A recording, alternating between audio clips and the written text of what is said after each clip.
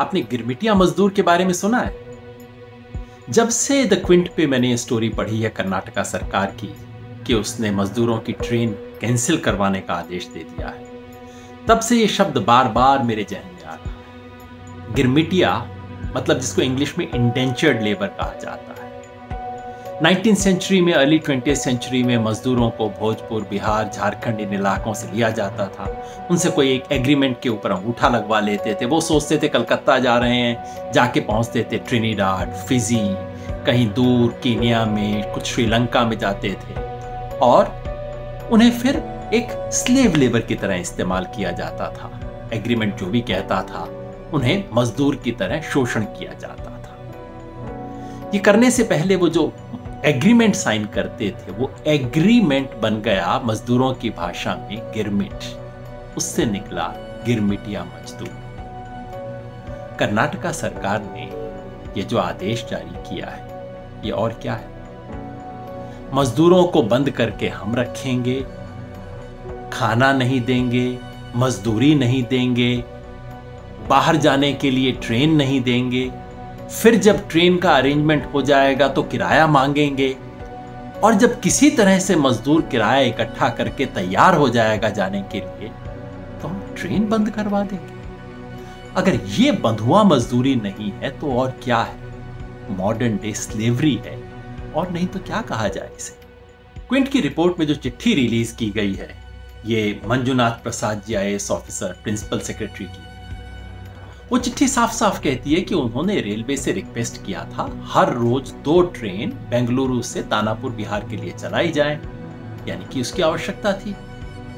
फिर अचानक चिट्ठी कहती है अब हमारे को आवश्यकता नहीं। क्यों? क्या हुआ? क्या वर्कर्स की स्थिति अच्छी हो गई? नहीं। स्वान जो नेटवर्क है उसकी रिपोर्ट आई है।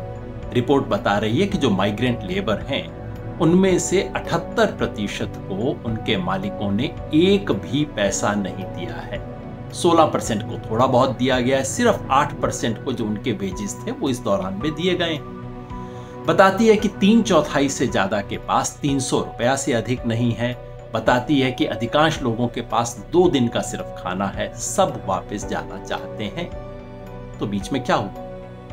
क्या वर्कर्स ने मिलकर इन्हें कहा कि नहीं, हमें जरूरत नहीं? क्या बिहार सरकार ने कहा कि हम इन्हें लेने को तैयार नहीं है? नहीं।